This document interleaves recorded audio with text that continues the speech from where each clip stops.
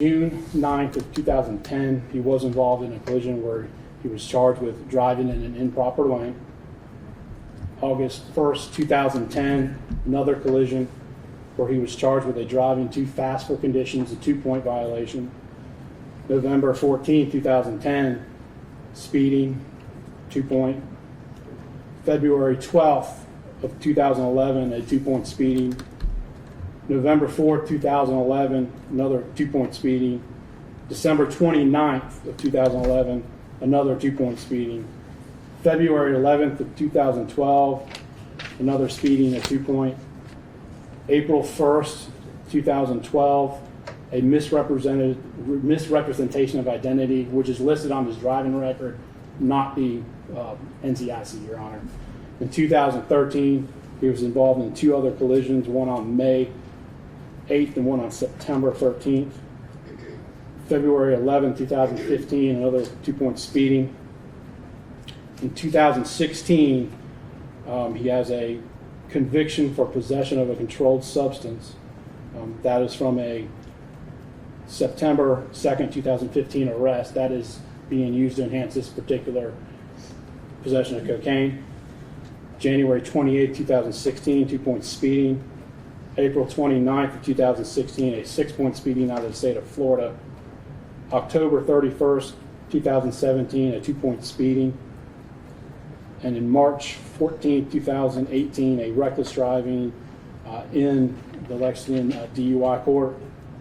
As part of the plea, he was to enter rehab at the Solutions Recovery in Greenville. It's my understanding he did not.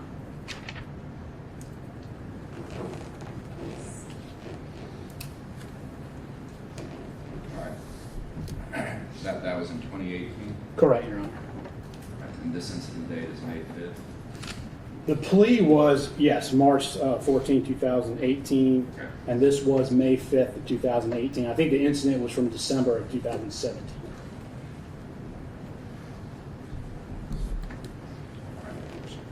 Mr. Swearingen, you heard what the state alleges took place on or about May 5th of last year.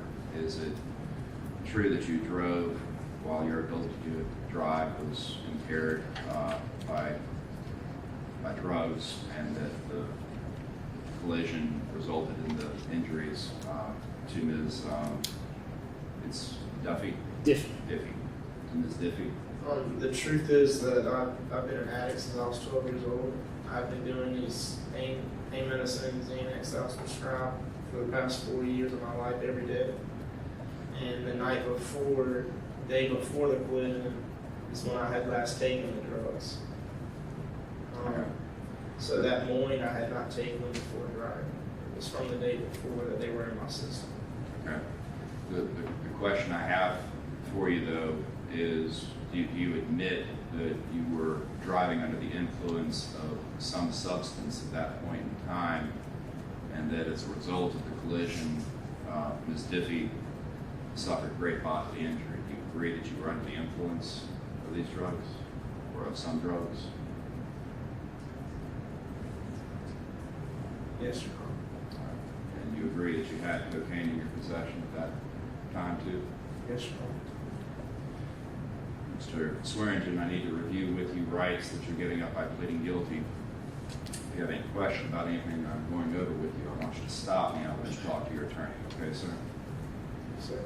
You understand, Mr. Swearingen, obviously you do not have to plead guilty. You have a jury trial in this case. You understand that, sir? Yes, sir. In a trial, you and Mr. Snell would help pick 12 people from Lexington who would be the jury. The state would have the burden of proving your guilt beyond a reasonable doubt and the satisfaction of that jury. The state would attempt to meet that burden by calling witnesses. You confront, question. Of course, at trial, you have no burden of proof whatsoever. The burden is always on the state to prove your guilt beyond a reasonable doubt. Do you understand, sir? If you wanted to do so, you can call your own witnesses to testify. If any witnesses were reluctant or hesitant to come to court, you can subpoena